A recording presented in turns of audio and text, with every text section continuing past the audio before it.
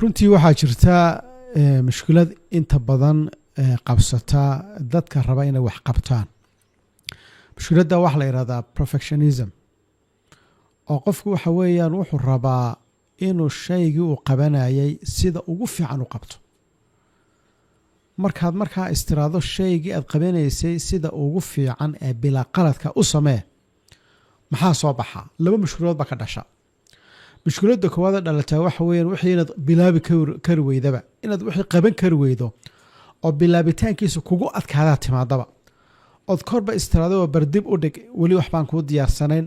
weli waxbaa kuu harsan, waxbaad isku habaynaysaa, waxbaa kaa dhiman, haddaad sidaa ku bilow sidii la rabay ma noqonayo. markaa taasi waxay keentaa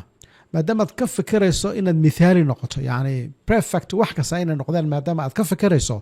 waxay keentaa shaqadii ama hawshii aad rabtay inaad qabato inaad bilaabinba. mushkilad kalena way keentaa, arrintaasi waxay keentaa haddii aad wixii bilowdo inaan dhammaystirinba, sidaad ugu leedahay sidii la rabay umaad dhammaystirin, umaad samaynin, waxbaa qaldan, waxbaa harsan, halkan hagaaji, wax ku dar,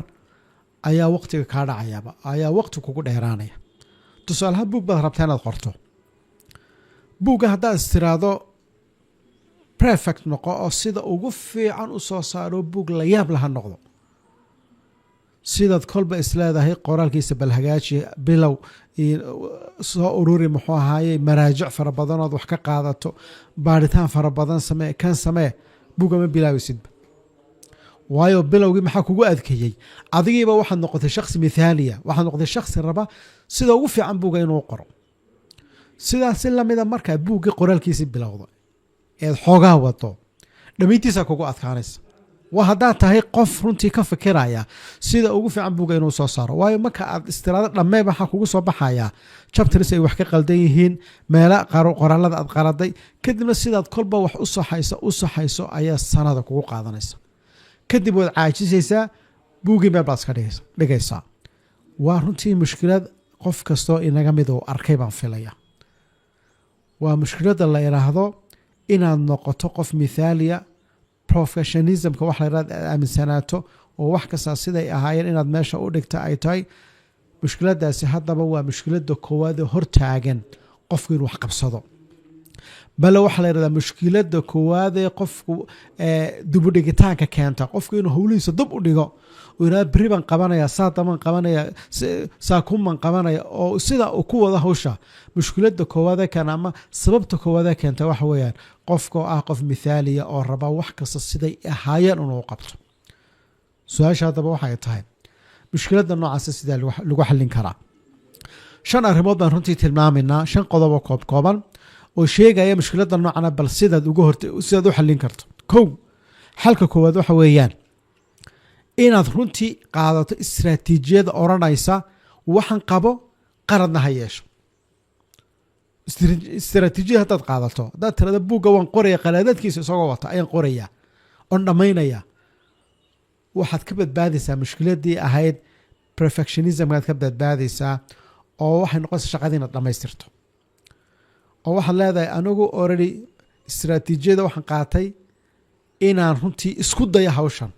ganacsiga inaan isku dayo, buugga qoritaankiisa inaan isku dayo, barnaamij inaan duubo inaan isku dayo. qaladaadbaha soo baxaan, qaladaadka soo baxa maxaan sameynayaa? waan saxi doonaa. markaad buugga qorayso chapterka koowaad marka aad sidaa u dhammayso, haddaad tiraado chapterka dhammaantii wada sax oo bila qalad ha noqdo, ma dhaqaaqaysid. laakiin haddaad tiraado chapterkii koowaad waan dhameeyey, waan u soo noqon doonaa qaladaadka, kalabaadna aan ku xogsiiyo, kalabaadna aad sidaa ku gasho isagoo qaladaadkiisi wata, kii saddexaad dhamayso, kii afraad dhamayso, ood markaa hadhow markaad buuggii dhammaystiran tiraado iminkaan saxaya, waxay imanaysaa buugga inaad dhammaystirto. waayo waxaad qaadatay istiraatiijiyada oranaysa hawsha bilow, qaladaadkeeda ha wadato, markaan dhammaystiro waxaa ayaa wixii qalada ansaxaya. laakiin haddaad qaadato istiraatiijiyada oranaysa chapter kasta waa inaan sida ugu fiican u saxaa, chapterka koowaad ma dhaafaysid. saa daraadeed baa nin macallina galaas buu wuxuu dhigayay, galaaskiiba wuxuu ka dalbaday ardaydii buu 2 qaybood u qaybiyey. wuxuu rabaa labadiina qaybood inaad samaysaan alaab ka mid ah alaabaha guryaha lagu isticmaalo, alaab ka mid u sheegay. wuxuu yiri waxaan labadiina group midba wax baan ka rabaa, mid waxaan ka rabaa alaabta aan u diray waxaan ku qiimeynayaa numberka quantity-ga inta uu sameeyay baan ku qiimeynaya inta muxuu ahaayay shayga numberka uu soo saaray quantity-giisaan ku qiimeynaya qolada kale nuxur waxaad ku qiimeynaya idinka hal shay baa laydinka rabaa waxaa laydinku qiimeynayaa hal shay inaad soo saartaan oo bila qalad ah oo ka ugu fiicana kaasaan ku qiimeynaya marka maxaa soo baxay labadii qolood markay shaqadii dhammaystireen ee timeka ka dhacay ayuu labadii qiimeeyey waxaa guulaystay qoladii uu u diray nambarka faraha badana inay sameeyaan oo nambarka ku qiimeynayo kuwaasa waxay noqdeen kuwii soo saaray quality-ga ugu fiicnaa la rabayba kuwii laga rabay quality-ga inay tixgeliyaan quality-ga ugu fiicnaa ay soo saaraan ee halka shay laga rabay waxay soo saareen wax quality-giisu hooseeyo kuwii la yiri nambarka faraha badan la soo saara idinku ayaa waxay soo saareen quality-ga ugu fiicnaa alaabtii sababtu waxay noqotay iyagu markay bilaabayeen quality-ga ma fikireen waxay ka fikireen number inay soo saaraan tiro inay soo saaraan taasi waxay ku keentay kii koowaad markay sameeyeen dhammaystireen kii labaad iyagoo khibradii kii koowaad haysta qaladaadkii kii koowaad ay galeen iyagoo maskaxda ku haya ayay kii labaad ay ka saxeen kii saddexaad markay gaadheen waxay noqotay iyagoo qaladaadkii hore ay soo mareen arkay ayay kii saddexaad qaladaadkii intay ka saxeen ay kasii hagaajiyeen kii afraad markay gaadheen uu kasii wanaagsanaada kii kale kii ugu dambeeyey soo saareen muxuu noqday kii ugu quality fiicnaa marka maxaa sababay waxa sababay qofku marka ugu horeysa hadduu ka fakiro in quality-ga ugu fiican soo saar qofku wuxuu soo saarayo kuma dhaqaajinayo waayo qolada hore waxa ku dhacay qoladan dambe quality-ga laga rabay waxa ku dhacay sida isu lahaayeen shayga quality-ga ugu fiican soo saara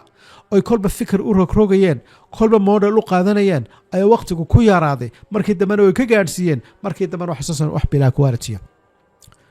marka qodobka koowaad waxa uu yahay haddaad rabto hawl inaad bilowdo si aad uga badbaado dib u dhigitaanka waa inaad qaadataa mabda oranaya istiraatiijiyada oranaysa bilow qaladaadkana gadaal baad ka sixi istiraatiijiyada labaad ee aad kaga badbaadayso mushkiladan waxa weeyaan waa inaad runtii aad marka horeba samaysaa tii hore ayaa xiriir la leedahay waa inaad model qaadata sambal qaladaadkiisa wata qaado ka soo qaad ganacsi baad furaysaa waxaad rabtaa suuqa Hargeysa inaad hodheel ka furato cunto nooc gaara soo saara waxaad rabtaa sandwich inaad samayso asladii sandwichkan Hargeysa oo dhan baa iibsanaysa marka waxa lagu leeyahay sandwichka aad ka fikirayso inta aanad hodheelkiiba furinba oo hodheelkii qarshaanu ka gelinba sambal qaado bal sandwichkan aad leedahay waa liga iibsanayaa intaad baabuur saarto Hargeysa dhexdeeda baabuurka aad geyso sandwichkaaga bal iibi haddaad aragto sandwichkaaga inuu shaqeeyo dadka aad kaga iibsanayaan markaa hodheelkii weynaa aad furaysa kufr laakiinse adiga oon tijaabo qaadan oo waxaan inuu shaqeynaya inaanu shaqeynan aan qaadan oo sambal aad ku taskarayso aan samaynin wax lagu lahaa bilaabil ha qaadan ka weyn markaa istiraatiijiyadan waxay ka horanaysaa war shay markaad qabanayso laba u kala qaad shayga aad rabto inaad isaga samayso isagoo dhammaystiran halkan dhigo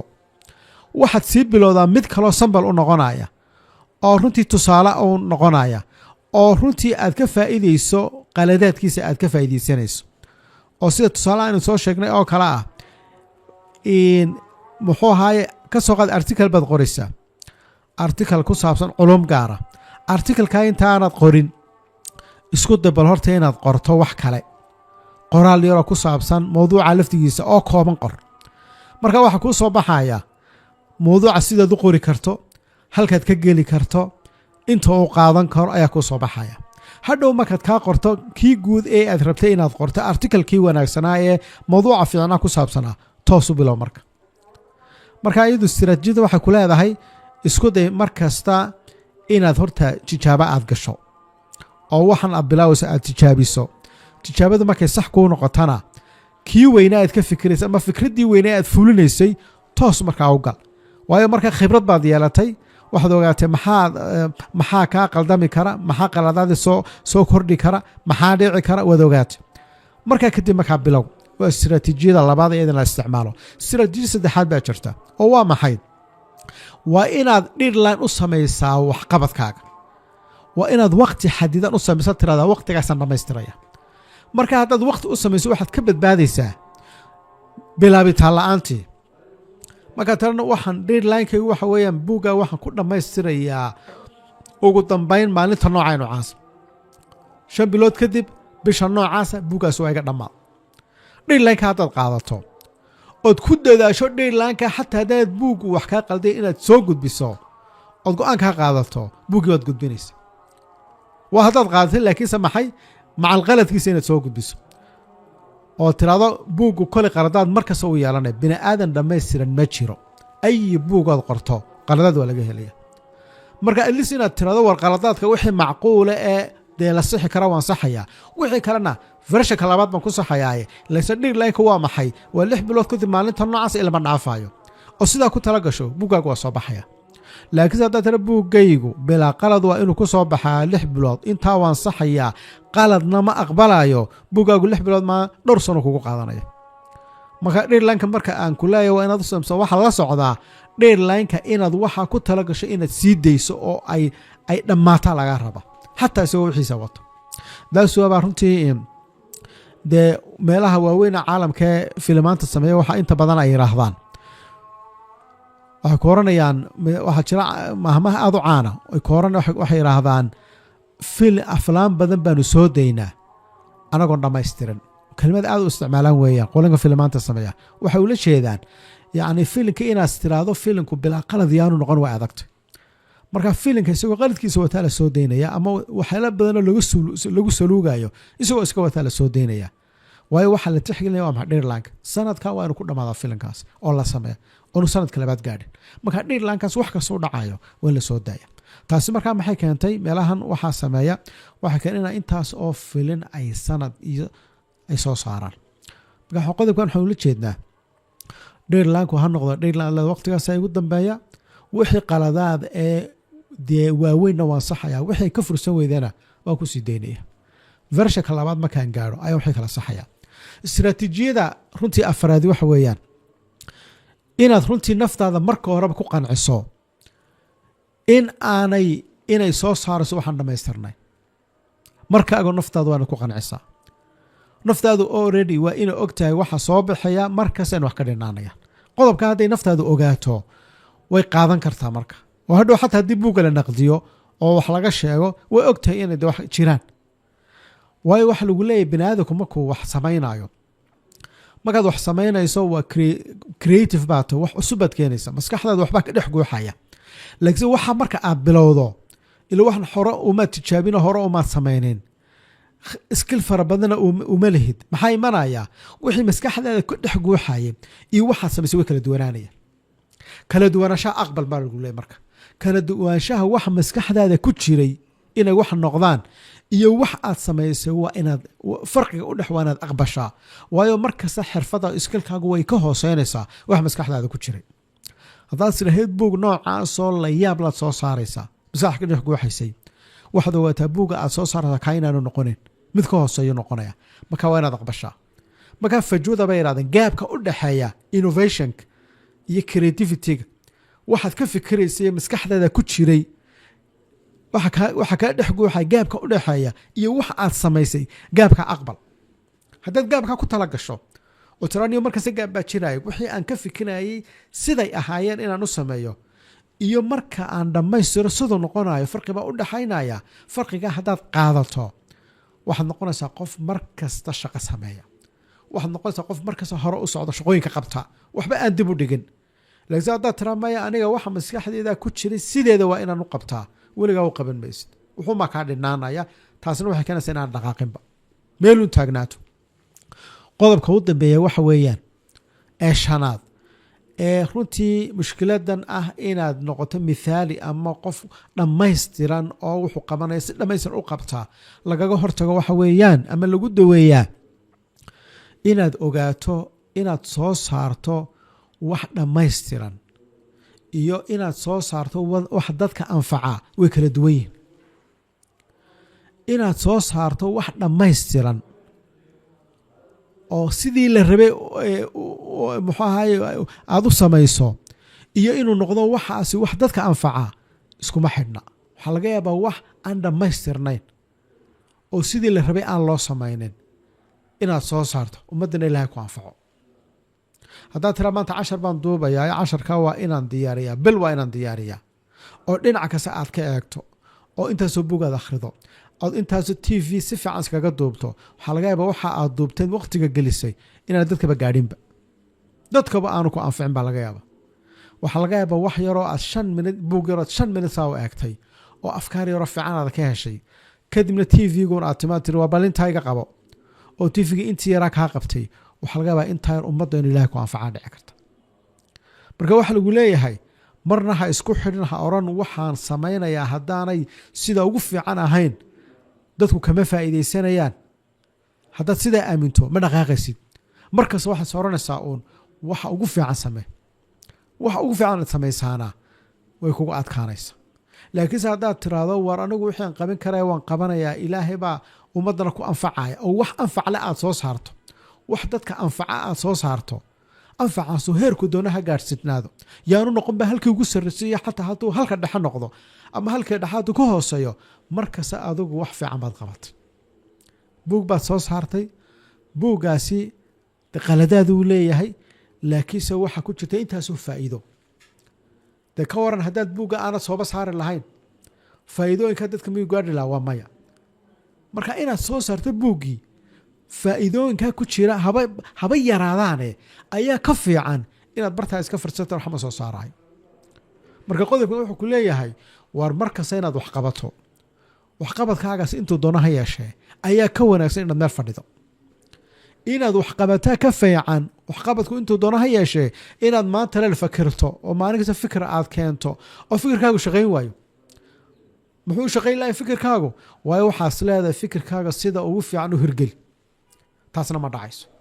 marka waxa lagu leeyahay war dad badan baa jiro awhaam bay kuna xulm riya ku nool yihiin maalin kasta barnaamijyo dhisan kanaan qabanaya qorshuu dhisanaya qorshe weyn buu dhisanaya sanadka uu sameynaya intaasoo buug baan qoraya barnaamijyaasaan sameynaya kanaan sameynaya ganacsi baan furaya mana dhaqaaqaayo waayo maxaa ka maqan markasta wuxuu isleeyahay sida fiican u bilow sida fiicanna weligaa kuwa iman maysaba laakiin maxaa laga rabaa inaad tiraahdo war barnaamij nooceen duubaya barnaamij noocaasa aan duuba haddaba wiigan baan duubaya wixii aad akhriday ee aad isu geegeysay marka aad hayso aad ku sii dayso markay sidaa kugu furanto aad waxaa sii dayso albaabka kuu furmaya waxaa laga yaabaa barnaamijkaaga labaad inuu kii hore ka fiicnaado si fiican aad u diyaar garoodo ka kale ka sii fiicnaado waayo bilowgiiba barbilowga wax kasta weeyaan hadduu barbilowg ay kuu furanto wixii dambe way kuu sii furmayaan laakiin haddaad meel u taagnaato tirada wax fiican baan soo wadaa ha laysugo waxaa weligaa samayn maysid marka qodobka ugu dambeeya waa qodobka oo muhiim ah inaad isku daydo wixii aad qaban karto adigoon oran waa inuu dhammaystirnaado adigoon oran waxa aad qaban karta intaad qaban karto horta inaad sii dayso ood qabato ood ku dhaqaajiso ilaahina subxaana wa tacaala aad tala saarato